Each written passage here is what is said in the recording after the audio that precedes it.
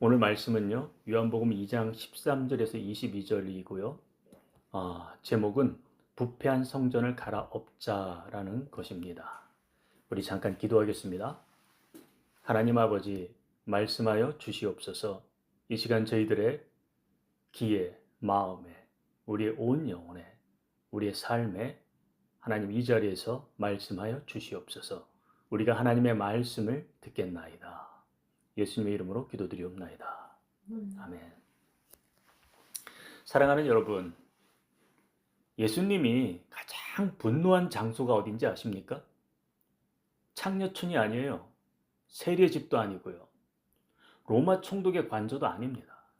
바로 성전이었습니다. 오늘 본문에는요, 예수님이 생애에서 유일하게 아주 폭력적으로 분노하신 장면이 나옵니다. 채찍을 드셨어요. 그리고 상을 엎으셨어요. 짐승을 다 내쫓으셨고 장사꾼을 다 내쫓으셨습니다. 왜입니까?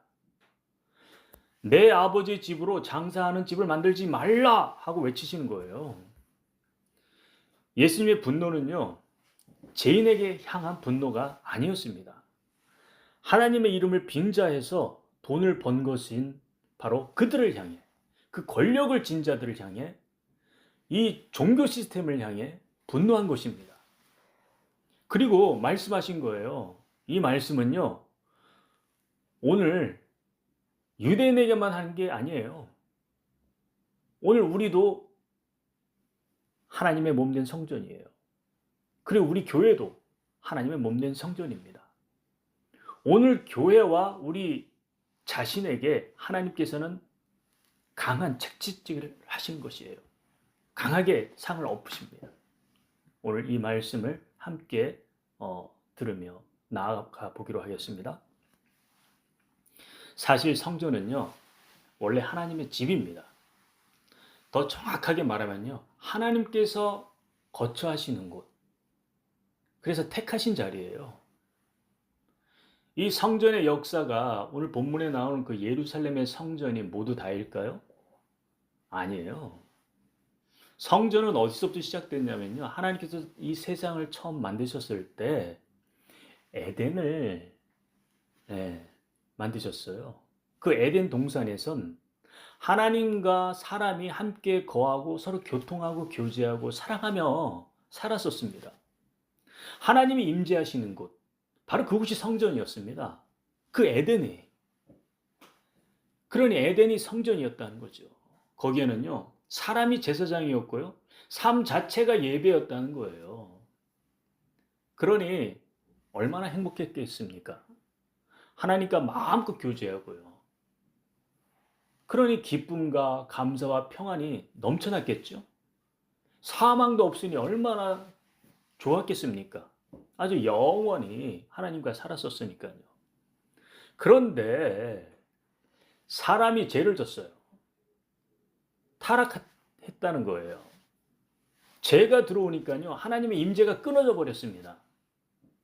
하나님과의 관계가 완전히 끊어져 버렸으니 어떻게 됩니까? 에덴에서 살 수 있어요? 하나님의 성전에서? 아니, 못 살죠. 그래서 에덴에서 쫓겨난 거예요. 성전 밖으로 쫓겨난 거예요. 하나님의 임재가 이제 사라져 버린 거죠. 하나님과 함께 교제하는 것이 사라져 버린 거죠. 그 이후에 세월이 흘러서 하나님은 출애굽 당시에 이제 하나님의 사람들과 함께 거하기 위해서 성막을 세우십니다. 성막을 만드세요. 그래서 출애굽 당시에 광야에서요, 한복판에 무엇을 세워놨습니까? 성막을 세웠습니다. 진중앙에 하나님의 처소가 있었던 것입니다. 그래, 하나님의 임재는 어떤 모습으로 보이는가요? 낮에는 구름 기둥, 밤에는 불 기둥으로. 이렇게 하나님의 임재가 보였던 것입니다. 그리고 세월이 또 흘러서 이 성막이 가나안 땅에 이제 들어왔습니다. 그리고 솔로몬이 이제 성전을 세웁니다. 이 성전이 이제 건물이 된 것이죠. 그런데 이 건물이요, 단순한 건물이 아니죠. 이곳은 죄인이 하나님을 다시 만나는 유일한 통로였습니다. 바로 그 성전에는요, 피가 없이는 들어갈 수 없는 자리였어요. 은혜가 없이는 있을 수 없는 자리. 바로 그곳이 성전이었습니다. 그러나 지금까지 우리가 쭉 살펴봤던 성전은 완전한 성전이었을까요? 아니요. 이 구약에 나오는 것들은요, 모형이었습니다. 그림자였어요. 그래서 실체이신 성전이신 예수님이 오신 거예요. 누가 성전이라고요? 바로 예수님이요. 예수님께서 성전이신 그 실체, 그분이 바로 오셨다는 거예요. 이제 예수님이 오셨습니다. 예수님이 공생의 기간 3년 반 동안 사역을 하셨죠. 그런데 처음 6월절에 성전으로, 예루살렘 성전으로 이제 들어가시는 거예요. 그런데 놀랍게도 성전에 들어가셔서 어떤 행동을 했습니까? 오늘 말씀이 보여주는 거예요. 분노하셨다는 겁니다. 우리 오늘 본문을 한번 다 같이 한번 읽어볼까요? 2장 14절에서 16절이요. 2장, 요한복음 2장 14절에서 16절 시작. 성전 안에서 소와 양과 비둘기 파는 사람들과 돈 바꾸는 사람들이 앉아있는 것을 보시고 노끈으로 채찍을 만드사 양이나 소를 다 성전에서 내쫓으시고 돈 바꾸는 사람들의 돈을 쏟으시며 상을 엎으시고 비둘기 파는 사람들에게 이르시되 이것을 여기서 가져가라. 내 아버지의 집으로 장사하는 집을 만들지 말라 하시니. 어떻게 단순한 분노 사건입니까? 이 유대인들, 한마디로 말하면 유대 종교 지도자들이에요. 이 사람들이요, 하나님이 임재하는 장소를 완전히 더럽혔습니다. 망가뜨려 버렸어요. 이 유대 종교 지도자들이요, 이 장소를 완전히 폭리 시스템, 하나님을 이용해서 착취 시스템을 만들어 버렸어요. 이에 대해서 예수님이 폭발하신 거예요. 분노하신 거예요. 이 유대 종교 지도자들이 성전을 거룩하게 만들어야 할 사람입니다. 그런데 도리어 이들은 부패했습니다. 성전을 더럽게 만들었어요. 죄로 가득 차게 만들었다는 거예요. 어떤 죄로 가득 차게 만들었는지 한번 볼까요? 그때 당시에요, 성전에 들어가려면 재물이 필요했겠죠. 그래, 외국에서 이제 6월절이 됐으니 6월절을 지키기 위해서 이 바로 예루살렘으로 모입니다. 그리고 또 지방에서도 모여요. 이 사람들은 멀리 외국에서나 지방에서 흠없는 그 재물을 데려오기가 쉽지 않았어요. 그래서 예루살렘에 와서 그 성전에 들어와서 그 흠없는 재물을 준비할 수 있었던 거예요. 그래도 유대 종교 지도자들이 이 재물을 성전 안에서 준비해 주었다는 것은 참 좋았어요. 뭐 사실 외국에서나 지방에서 데리고 오다 보면 아무리 흠이 없다고 해도 오다가 보면 흠이 생길 수 있잖아요. 그러다 보니 얼마나 배려를 한 것입니까? 그런데 참 이 유대 종교 지도자들이요, 이 대제사장하고 이런 제사장들이 잔꾀를 부렸습니다. 뭐 어차피 잘 안 된다는 건 알고 있었어요. 개인이 준비한 그 재물은 멀리서 온 사람들이 힘들다는 거. 그런데 가까이 있는 사람들도 마찬가지였어요. 개인이 준비한 재물을 이제 가지고 들어갈 수 없다라고 한 거예요. 오직 성전에서 인증한 것만 재물이 될 수 있다라고 하는 거예요. 그렇다 보니까 문제가 생기는 거지요. 유대 종교 지도자들이 성전의 재물 시장을 독점해버리고 말았습니다. 외부 재물은요, 무조건 불합격시켰어요. 그냥 꼬투리를 잡아가지고 흠이 없어도 흠이 있다라고. 그러니 이스라엘 백성들은 선택권이 없는 거예요. 결국 그 안에서 재물을 사야 됐습니다. 그런데 사는데 값이 적습니까? 아니요. 폭리를 취했습니다.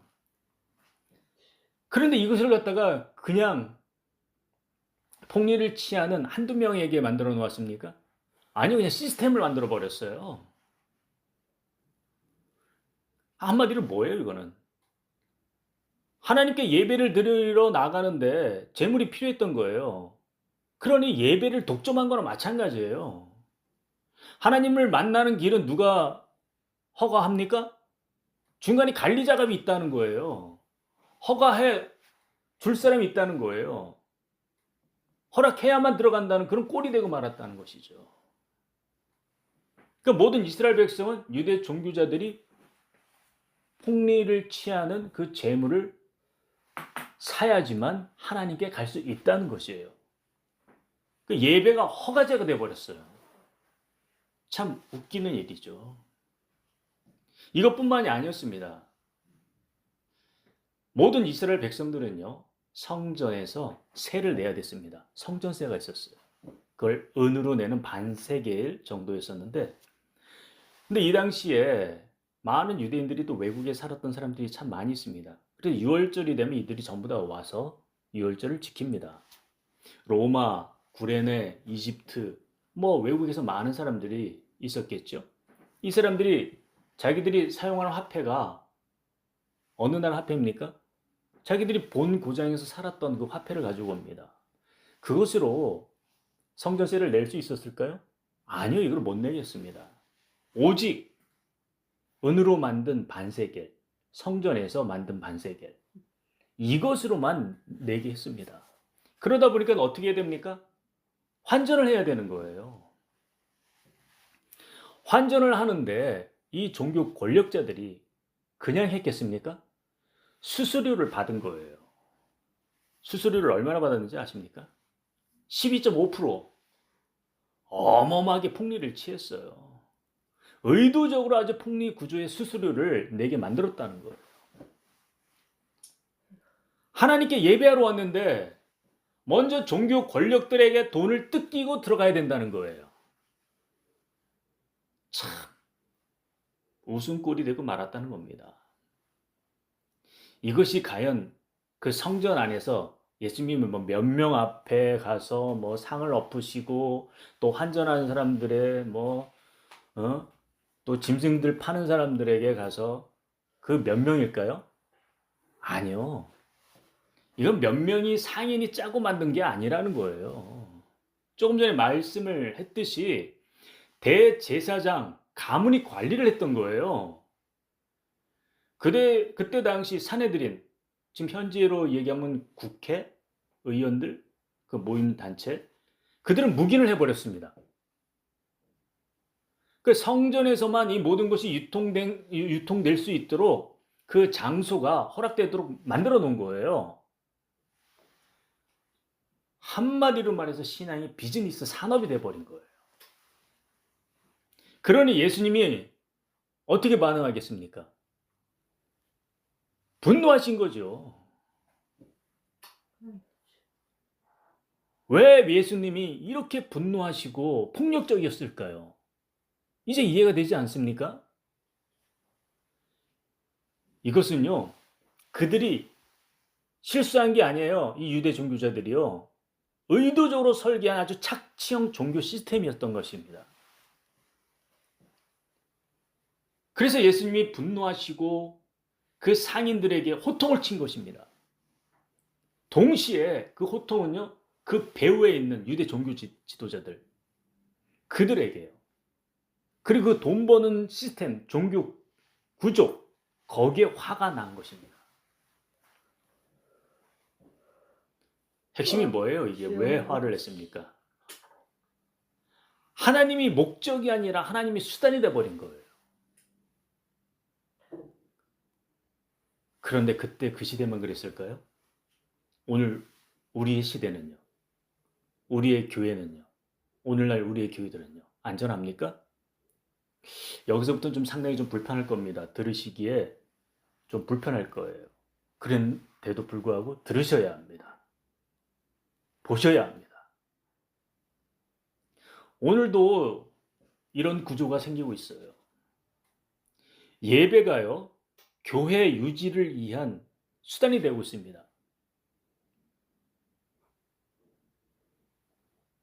예배가 하나님께 나아가는 임재 장소로서 하나님의 사랑을 받고 은혜를 받는 그런 통로가 아니라 교회를 유지하기 위한 수단이 되었다니까요. 이런 교회들이 보여지고 있다는 것입니다.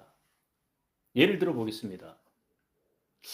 이 예배, 오늘 이런 예배는 헌금이 잘 안 나와.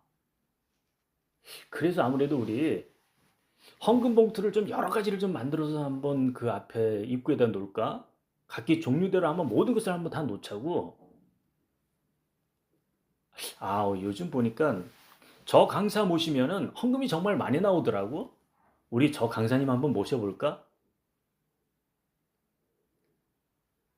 교회 내, 우리 장로님 저분 참 11조를 많이 내시는 분이야.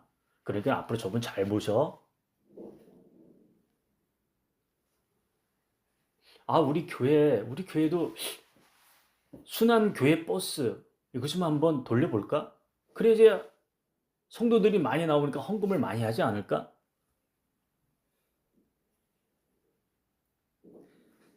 그리고 또 어떤 이가 이런 이야기를 합니다. 예배 때 반드시 헌금 봉투 돌려요. 그리고 전도사님들은 직접 그것을 다 돌려주고 또 직접 헌금 봉투함을 다 일일이 받아서 걷어 갖고 오세요. 그래야지 헌금 많이 걷습니다. 목사님, 축복 기도할 때, 헌금 기도할 때요. 그때 봉투마다 제목들이 아마 있을 거예요. 이름도 썼을 겁니다. 그 이름하고 제목, 기도 제목들요. 꼭 읽어주세요. 이 순간부터는요. 하나님이 주인이 아니에요. 교회 운영을 위한 수단이 돼버리고 만 겁니다. 이 예배가요. 이런 일들이요. 우리 교회들 중에 몇몇이 일어나고 있습니다. 참 안타까운 현실이죠. 성전은요. 오늘날의 교회도요. 장사하는 집이 되고 말았습니다. 교회가 비즈니스 하는 곳으로 전락되고 말아버렸습니다. 예배가요. 하나님을 향하지 않고 있어요. 교회를 유지하기 위한 수단이 되어버리고 만 거예요. 이것뿐입니까? 은혜를 받는 조건도 생겼어요. 은혜를 받기 위해 수수료를 내야 된다니까요. 어떤 수수료를 내는지 아십니까? 유대인들도 그랬어요. 수수료 내고 들어갔죠? 환전하면서 들어갔습니다. 오늘 우리 교회도 아주 유사합니다. 몇몇 교회들이 이런 것들이 보입니다.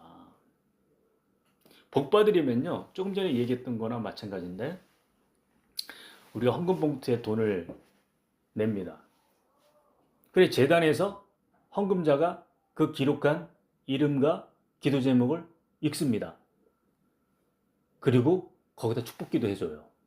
축복기도가 뭐예요? 그 승인해 주는 거죠. 네. 이것이 영적 환전 시스템이에요.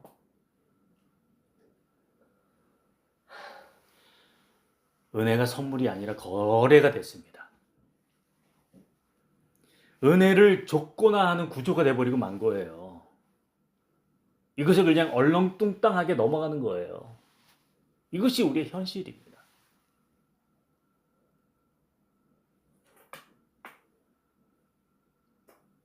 그저 묵인하고 넘어가는 거죠. 사실 이게 교회만 이럴까요? 우리 자신은요. 우리 자신도 한번 살펴보기를 원합니다. 오늘 본문은요. 교회뿐만 아니라 나를 향한 진단서이기도 합니다. 나는 예수를 내 자신을 위해서 수단으로 믿지 않을까? 가만히 한번 생각해 보시길 바라겠습니다. 나는 성공을 위해서 예수가 필요합니다. 복받기 위해서 나는 예수가 필요해요. 내 삶의 안정감을 누리기 위해서 나는 예수가 필요합니다. 내 외로움을 달래주기 위해서 나는 예수가 필요합니다. 나의 죄책감을 잊기 위해서 나는 예수가 필요합니다. 이 순간 예수님은 우리의 구주가 되십니까? 아니면 도구가 됩니까? 들여다보시면요, 내 마음도 장사하는 성전이 되어버리고 말았습니다. 이것은요, 예수를 향한 신앙이 아니에요. 내 인생의 예수는 인생 보험이다 라는 것입니다. 우리가 이 세상 살면서 보험에 참 많이 노출되어 있습니다. 그러다 보니까 신앙도 보험이라고 착각하고 있는 사람들이 너무 많아요. 저는 이 부분에서 얼마나 많은 눈물을 흘렸는지 모릅니다. 참. 나 역시 한때는 그런 마음을 갖고 있었거든요. 여러분, 이 시간 우리 나에게 솔직하게 한번 질문 한번 해볼까요? 나는 정말 하나님을 사랑으로 섬기고 있는지, 아니면 내 이익을 위해 섬기고 있는지. 내가 교회에서 이거 하면, 아니 내가 하나님 앞에서 이거 하면 하나님 나에게 뭐가 돌아오죠? 내가 이거 하면 하나님께서 뭘 해주실까? 손해보면 안 되는데. 이게 어떤 마음이에요? 수수료를 챙기고 싶은 마음이에요. 내 안에 환전 테이블이 막 돌아가고 있는 거 보이지 않습니까? 수수료 챙기고 있는 환전 테이블이요. 예수님은 오늘 이 자리에 오셔서요, 이 환전 테이블을 엎어버리고 분노하고 계신다는 거예요. 아주 호통을 치고 채찍질을 하신다는 거예요. 우린 그냥 지나쳤죠. 그러나 아주 심각한 것입니다. 예수님이 유일하게 폭력적으로 분노하신 곳이 바로 이 성전 정화 사건이에요. 교회가 성전이고 내 몸이 성전인데 우리는 이것을 어떻게 내버려 두었습니까? 장사하는 집으로 만들어버린 거예요. 그러니 아주 심각한 것입니다. 오늘 말씀을 통해서 똑바로 나의 내면을 보시길 바라겠습니다. 이 자리에서 예수님의 호통이 들리십니까?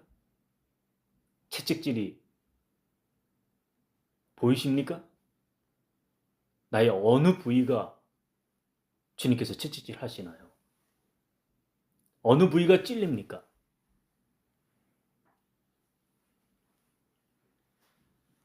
그래요. 예수님이 오늘 이 자리에 오셔서 우리 교회와 우리의 몸인 성전에 이렇게 말씀하십니다. 내 아버지의 집으로 장사하는 집을 만들지 말라. 이 말씀은요, 이렇게 들려야 합니다. 어떻게 돼요? 내가 너를 정말 사랑한다. 그래서 나는 네가 만든 그 신앙 시스템을 그대로 두지 않을 거야. 너의 마음속에, 너의 믿음, 내가 속한 교회, 우리 교회에 이제 다시 하나님의 중심으로 만들 거야. 이렇게 들려야 된다는 것입니다. 이렇게 말씀하시는 거예요.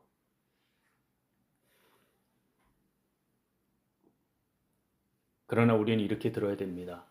나를 향해 한번 질문해 보시길 바라겠습니다. 나는 정말 예수를 믿고 있는가? 아니면 이용하고 있는가? 나는 지금 정말 거룩한 성전에 속해 있는가? 아니면 성전을 장사터로 만들고 있는가?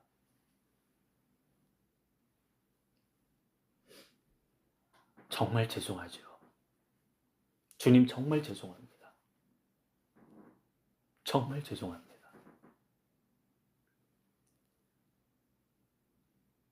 우리 모두 다 하나님의 중심으로 돌아오길 축원합니다. 하나님의 사랑 어린 그 깊은 심정을 이해하시길 바라겠습니다. 왜 분노하시는지, 왜 채찍질 하시는지, 오늘 왜 이 말씀을 하시는지.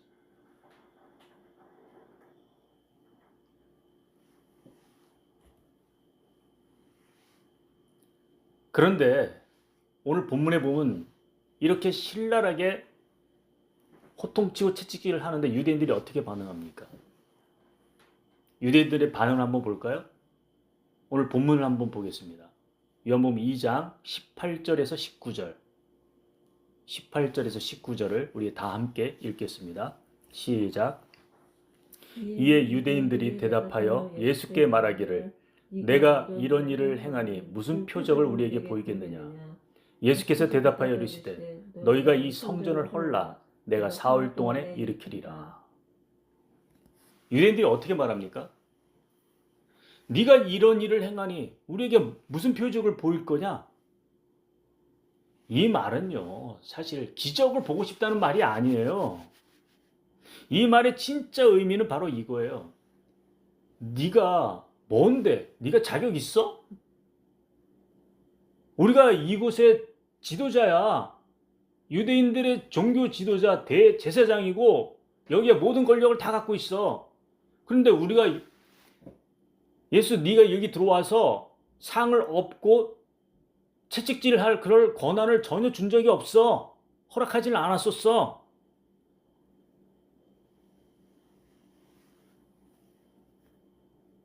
그런데 감히 상을 엎어? 바로 이런 소리입니다. 네가 이런 일을 행하다니. 바로 그 안에 뉘앙스가 바로 이런 거예요. 쉽게 말해서 뭐예요? 도대체 너 누구 백 믿고 지금 이런 일 한 거야? 백 있으면 뭐 한 번이라도 보여줘봐. 표적이라 한번 보여줘봐. 이 소리가 그 소리예요. 누구 백 믿고 증명 한번 해봐. 이렇게 말하는 거예요. 한마디로 더 함축하면 어떤 말이에요? 까불지 마. 너 그러다 죽는다.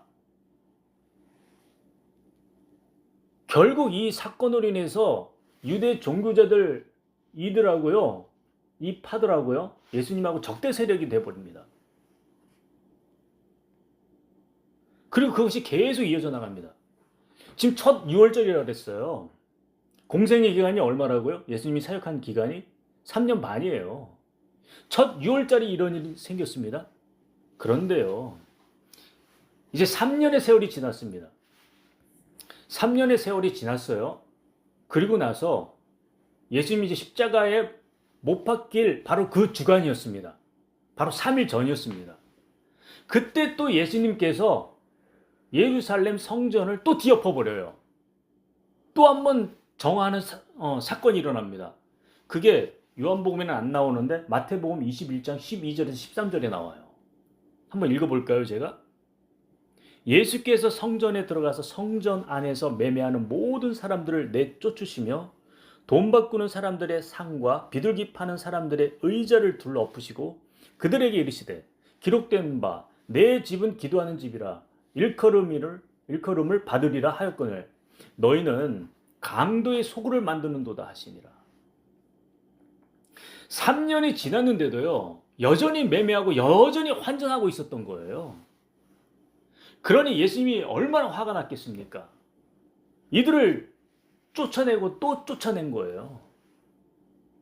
그런데 결국 이 사건을 근거로 인해서 유대인들이 어떻게 만들었습니까? 예수님을 신성 모독죄로요, 사형을 받게 만들었어요. 그래서 유대 종교 지도자들이요, 예수님을 십자가에 처형시킨 거예요. 매달은 거예요. 유대 종교자들의 그 목적이 보입니까? 자기들의 목적이 뭐예요? 우리 기득권에 왜 덤비냐 이거예요. 우리의 권력에, 그 기득권과 권력으로 인해서 종교 시스템을 만들고 돈을 착취하고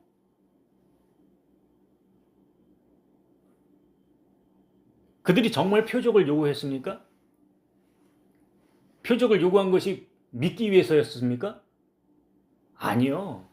자기들의 기득권에 대해서 벌을 내린 거예요. 감히 덤벼? 예. 그 유대인들은요, 신앙을 위한 것이 아니었습니다. 자기의 권력과 비즈니스를 잃고 싶지 않았던 거예요.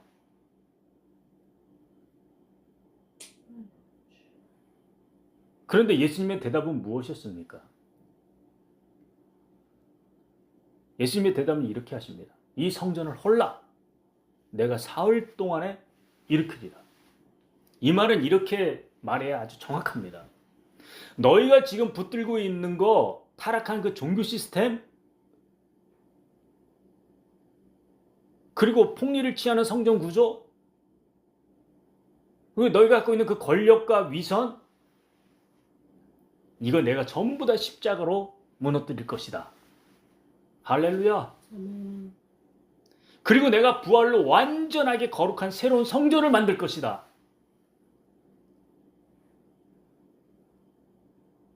이렇게 말씀하시는 거예요. 십자가와 부활로 그 3일 동안에 새로운 성전을 만들어 놓을 것이다 라는 것이에요. 그런데 유대 종교 지도자들은요, 유대인들은요, 건물 성전만 모았습니다. 건물 성전만 사실 그때 당시 헤롯이 그 성전을 재건하고 있었거든요.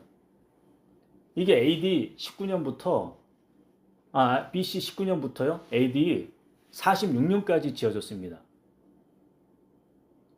근데 지금 당시 이 본문 말씀에 이것을 46년 동안 지었다고 해요. 앞으로 20년에도 남은 거예요. 완성이 되어지려면. 그래, 그들은 이렇게 건물 성전 지어지고 있는데 이 46년 동안 지금 지어지고 있고 앞으로 20년에도 남은 거예요. 이렇게 지어졌는데 네가 3일 만에 다시 일으켜? 이러면서 그들은 영적인 눈이 전혀 없었던 거예요. 그러니까 예수님을 영적으로 바라보지 못했기 때문에 그랬던 거예요. 그들은 성전만, 그러니까 건물 성전만 바라본 것이죠. 그런데 예수님은요, 자기 몸의 성전을 말씀하신 거예요. 요한복음 2장 21절에요. 21절에 보면요. 그러나 예수는 성전된 자기 육체를 가리켜 말씀하신 것이라. 이렇게 기록되어 있습니다. 유대인들은 보이는 것만 봤지요. 근데 예수님은요, 구원 전체의 구조를 보고 계셨던 것입니다. 구약에서부터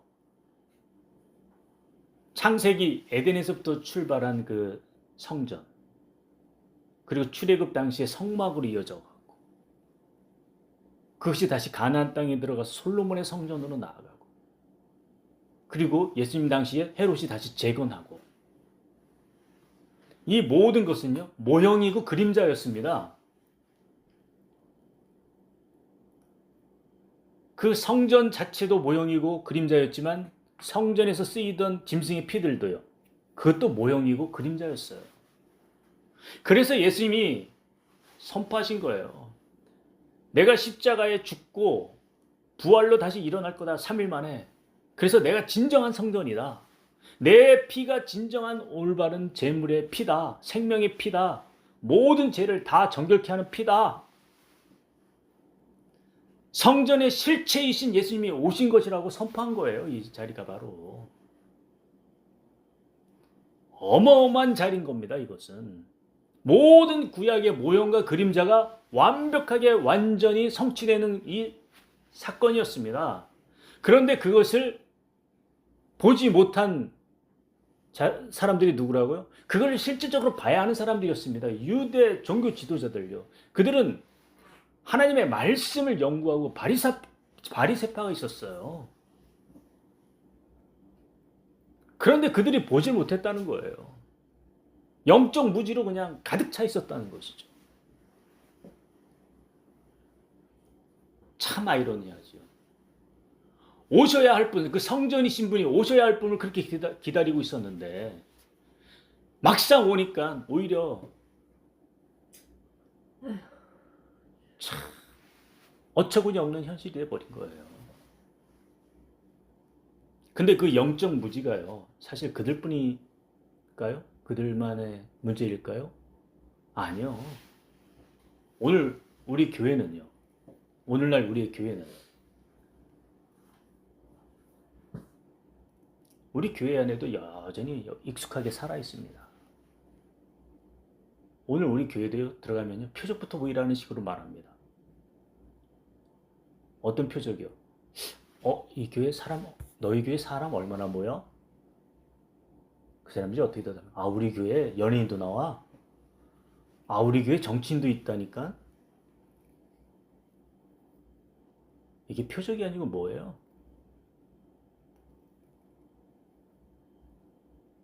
너희 교회 목사님 설교 좋아? 이 말은 뭔 말이야? 너희 교회 병 잘 고쳐? 교인들은 어떻게 복 많이 받아? 이 소리예요. 너희 교회 요즘 무슨 일 하고 있어? 교회가 잘 나가는지 못 나가는지 물어보는 거예요. 뭐 어떤 기관들이 있어? 기도원도 있어? 학교도 있어? 뭐 이런 기관 저런 기관 있어? 뭐 이런 말이에요.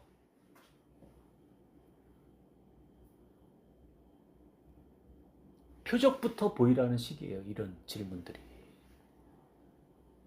어떤 능력이 있냐 이 얘기예요. 너희 교회에 어떤 능력이 있냐. 근데 사실 우리 이렇게는 묻진 않아요. 너희 교회에 어떻게 회개가 일어나고 있어? 사람들마다 정말 자아가 죽고 있어? 정말 십자가를 통해서 그들의 삶이 부서지고 있어? 정말 자기 십자가를 지고 예수님을 따라가는 사람이 보여? 이런 말 잘 안 들립니다. 안타깝게도요, 이런 말들을 극히 찾아보기가 힘들어요.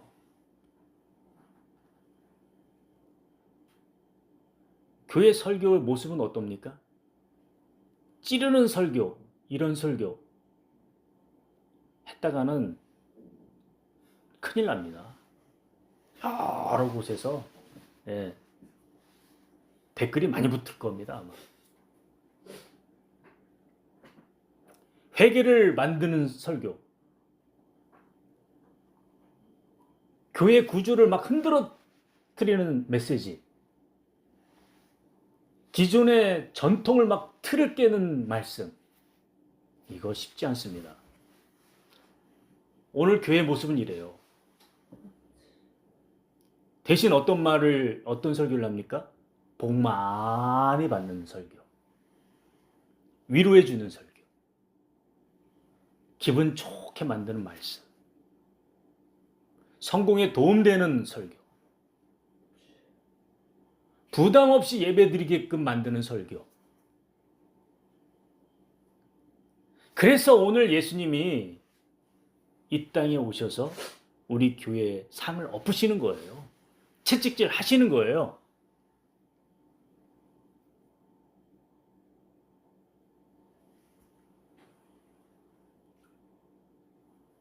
교회만 그럴까요? 우리 자신은요? 나는요? 이제 나를 한번 볼까요? 오늘 본문은요, 유대인들의 비판 그것뿐만이 아니라 교회? 아니요. 내 신앙의 해부도예요. 나는 언제 예수님께 표적을 구하고 있는지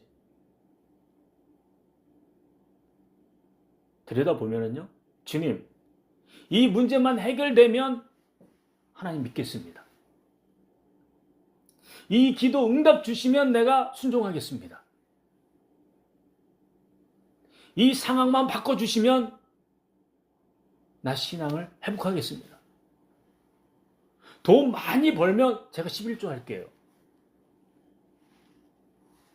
이 말의 본질은 뭐예요? 나 십자가로 부족해요. 표적이 더 필요해요. 이 소리예요. 십자가로 부족하다니까요. 하나님, 나 표적 좀 보여줘봐요. 한마디로 해서 십자가 신앙이 아니라 표적 신앙이 돼버리고 마는 거예요.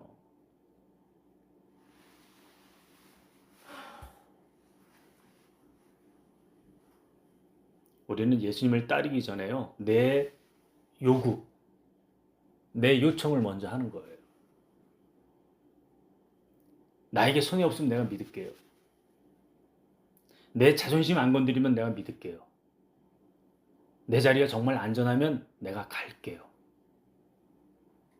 나에게 이익이 되면 내가 할게요. 나 모든 거 다 내려놓고 선교지 못 가요.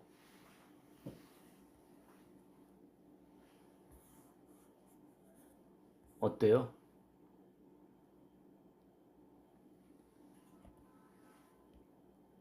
이게 바로 십자가 없는 제자도예요. 제자 훈련 많이 이야기를 하는데 십자가가 없는 제자도. 내 요구가 이루어져야지만 제자 훈련을 하고 제자도로 따라가는 이런 현실이 돼버리고 마는 거예요.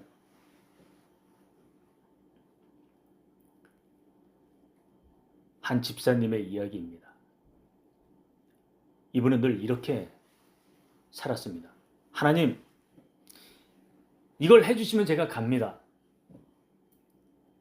이걸 봐야지 제가 순종합니다. 이걸 해주셔야 제가 헌신합니다. 그런데 어느 날이었습니다. 이 집사님의 자식이 문제가 생겼어요. 또 가정 경제가 완전히 파탄이 나버렸습니다. 건강에도 악화가 생겨서 질병이 왔습니다. 모든 것이 한꺼번에 다 무너진 거예요.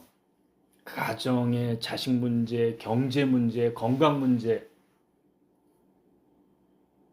근데 기도를 해도요, 표적이 없는 거예요. 아무 일도 바뀌지 않는 거예요. 그렇게 기도를 해도요. 그래서 집사님이 목사님한테 찾아와서 이렇게 말을 합니다. 목사님, 이젠 하나님을 믿을 근거가 하나도 없어져 버렸어요. 도와주지도 않으세요. 모든 것을 다 잃었어요.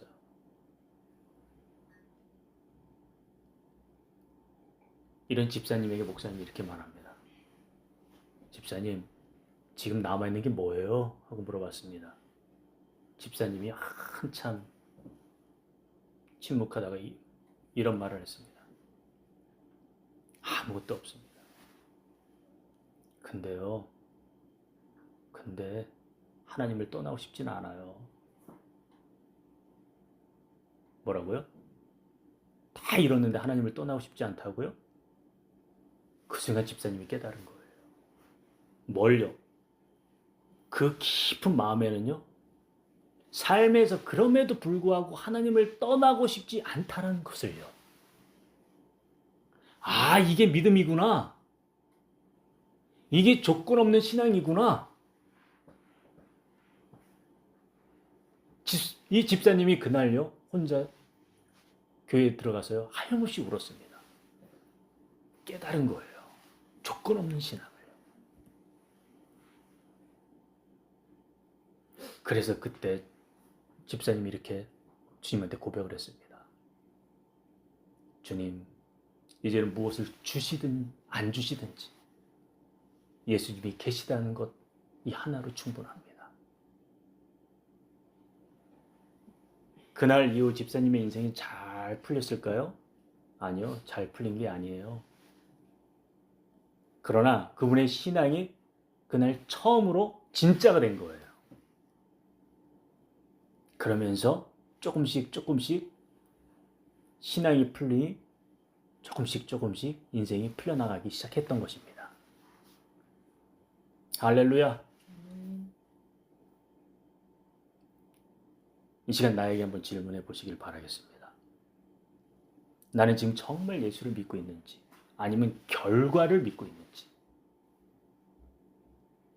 어떤 결과가 나에게 와야지, 나는 지금 정말 예수님을 따르고 있습니까? 아니면 기적이 열리기를 바라고 있는지,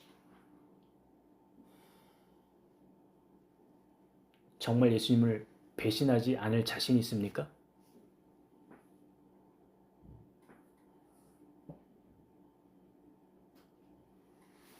오늘 말씀의 핵심이 뭡니까? 예수님이 성전에서 분노하신 목적이 뭐예요? 단순히 타락한 종교를 책망하기 위해서입니까? 예수님이요, 자기의 몸된 그 성전을요, 십자가에다 매달리게 했습니다. 그리고 다시 부활로 세웠어요. 왜요? 성전을 완성시키기 위해서였습니다. 그 성전이요, 이제 사람이 되었습니다. 건물이 아니라는 거예요. 오늘 그 성전이 어떤 모습으로 우리들에게 다가왔습니까? 그 예수님이 성전이심을 인정하고 믿고 받아들인 그 사람이 성전이 되게끔 해주신 거예요. 바로 우리들이에요. 우리의 몸이 성전이 되게끔 해주셨습니다. 놀랍지 않아요? 구약에서 면면하게 흘러오는 그 모든 모형과 그림자가 예수님께서 완성을 하시고 난 후에 그 성전이 어떤 형태로 변해버렸다고요? 우리의 몸까지 들어오게끔, 하나님의 임재 장소가 우리 몸이 될 수 있게끔 하신 거예요. 이 하나님의 임재 장소가 우리의 몸이 되게 하심과 동시에 이런 사람이 모인 곳이 바로 뭐가 됐다고요? 교회. 교회가 바로 하나님의 성전이 되었다는 것입니다.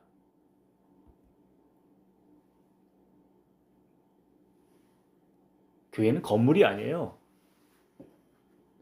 교회 머리가 누구예요? 예수님이십니다. 그리고 각 지체가 성도들이에요. 이들을 통틀어서 우리는 성전이라고 하는 것이에요. 그래서 예수님이 자기 몸된 성전을 그냥 내버려 두겠습니까? 유대 당시 그 예루살렘 성전에 가서도 그렇게 뒤엎으셨는데 오늘도 가만 내버려 두겠어요? 오늘 교회도 오셔서 뒤엎으시는 거예요. 거룩하게 만들기 위해서요. 우리 교회에 저와 여러분에게도요. 바로 이 자리에서요. 왜요? 주님은 자기의 그 몸된 성전을 장사터로 만들고 싶지 않기 때문에 그렇습니다. 할렐루야. 함께 거할 처소로 만들기 위해서예요. 서로 사랑하기 위해서입니다. 비즈니스하고 돈 벌기 위한 것이 아니라는 거예요. 매일 우리의 성전을 뒤엎으시는데도 불구하고 우리는 그것을 통해서 우리가 더욱더 거룩해지기를 바라는 여러분과 제가 되길 바라겠습니다. 그래서 정말 하나님이 임재하는 장소가 되길 바랍니다. 그래서 우리는 날마다 예수님이 필요한 거예요. 날마다 성전이신 예수님이 필요한 거예요. 근데 사실 성전의 완성이 이 땅에서 끝납니까? 마지막 성전은 어디서 끝나요? 계시록 21장 22절에 성경은 이렇게 말하고 있습니다. 성 안에서 내가 성전을 보지 못하였으니 뭐라고요? 예루살렘 성 안에서 천국에서요. 요한이 성전을 보지 못했대요. 그럼 뭐예요? 이는 주 하나님 곧 전능하신 이와 어린 양이 그 성전이심이라 라고 기록되어 있습니다. 우리가 향하는 마지막 그 목적지, 그건 이 세상의 성전이 아니에요. 교회 건물이 있는 성전이 아니에요. 우리 몸만 있는 성전이 아니에요. 하나님 자신이 성전이 되시는 그 새 예루살렘이 사방이 몇 척이고 그 안에서 함께 하나님과 우리가 거하며 교제하며 사랑하며 사는 곳, 그것이 바로 성전이에요. 거기에는요, 장사꾼도 없고 제사장도 없고 눈물도 없고 배신도 없고 죽음도 없습니다. 어린 양의 피로 정결케 된 자들이 하나님과 영원히 함께 사는 곳입니다. 그것이 바로 성전의 최종 자리예요. 마침내 에덴의 회복이죠. 성전이 되신 예수님께서 우리를 새 예루살렘의 성전으로 인도해 가실 것입니다. 거기서 마음껏 정말 예수님과 사랑하며 사는 여러분 되시기를 축원합니다. 그 마지막 종착지에서 기대하며 사시기를 바라겠습니다. 여러분과 제가 그 예루살렘 성전에서 주님과 영원히 함께 살기를 축원합니다. 기도하겠습니다. 주님, 우리는 너무 오래 성전을 장사터로 만들었습니다. 하나님을 사랑하기보다 하나님을 이용만 했습니다. 십자가를 따르기보다 기적만 요구하며 살았습니다. 순종보다 계산이 앞섰고요. 헌신보다 내 이익이 먼저였습니다. 주님 용서해 주시옵소서. 내 안의 조건부 신앙을 무너뜨려 주시기를 원합니다. 대충 고치지 마시고 완전히 부숴 새롭게 하여 주시옵소서. 주님, 무엇을 주시든 무엇을 거두어 가시든 예수님 한 분이면 충분합니다. 이제는 표적을 따르지 않고 십자가를 따르며 가겠습니다. 주님, 나의 몸을 다시 거룩한 성전으로 회복시켜 주시옵소서. 우리 교회를 다시 기도하는 집으로 세워 주시옵소서. 천국의 성전인 새 예루살렘을 기대하며 살게 하여 주시옵소서. 예수님의 이름으로 기도드리옵나이다. 아멘.